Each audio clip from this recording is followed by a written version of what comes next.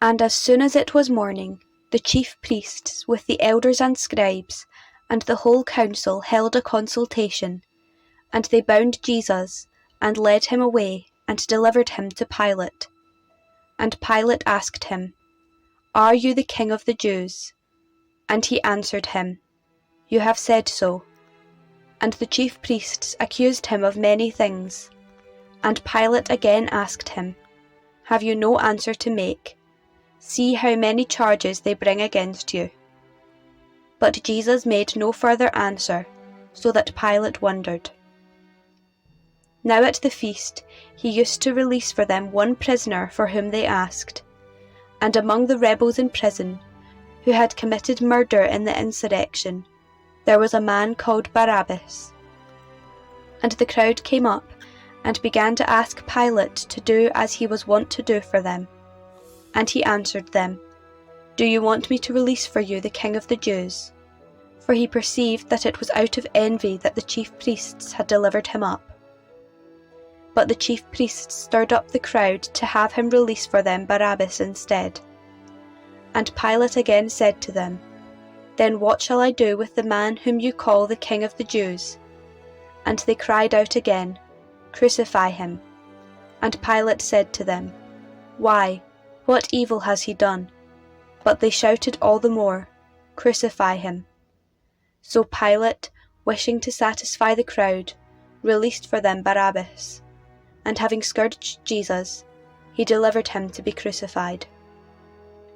And the soldiers led him away inside the palace, that is, the praetorium, and they called together the whole battalion, and they clothed him in a purple cloak, and plaiting a crown of thorns they put it on him, and they began to salute him, "Hail, King of the Jews!" And they struck his head with a reed, and spat upon him, and they knelt down in homage to him. And when they had mocked him, they stripped him of the purple cloak, and put his own clothes on him, and they led him out to crucify him. And they compelled a passer-by, Simon of Cyrene, who was coming in from the country, the father of Alexander and Rufus, to carry his cross.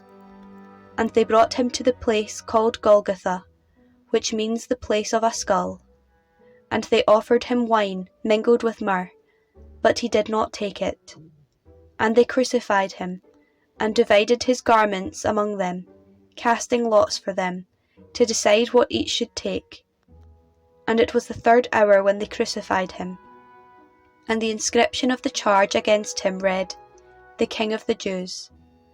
And with him they crucified 2 robbers, one on his right and one on his left.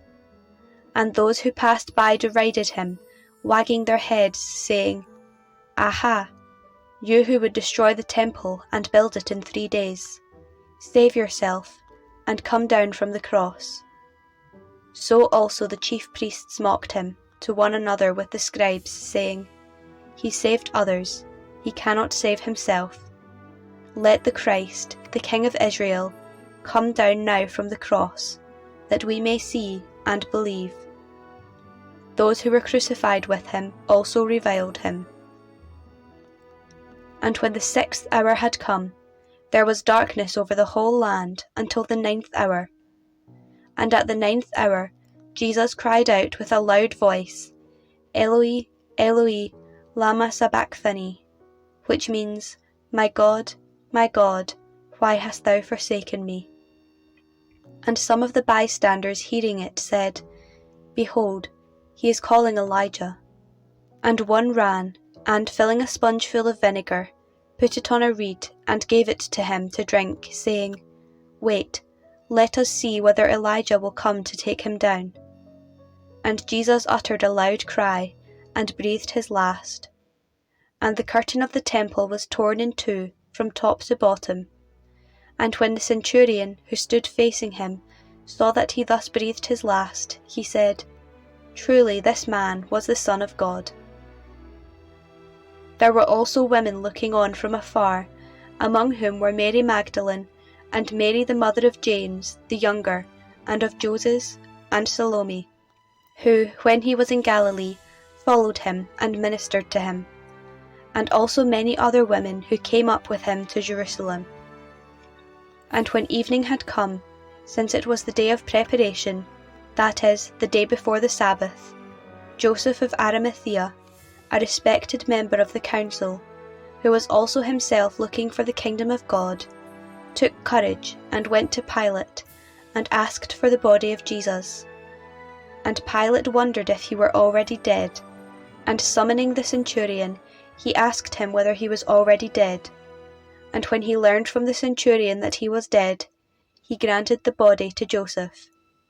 And he brought a linen shroud, and taking him down, wrapped him in the linen shroud, and laid him in a tomb which had been hewn out of the rock, and he rolled a stone against the door of the tomb. Mary Magdalene and Mary the mother of Joses saw where he was laid.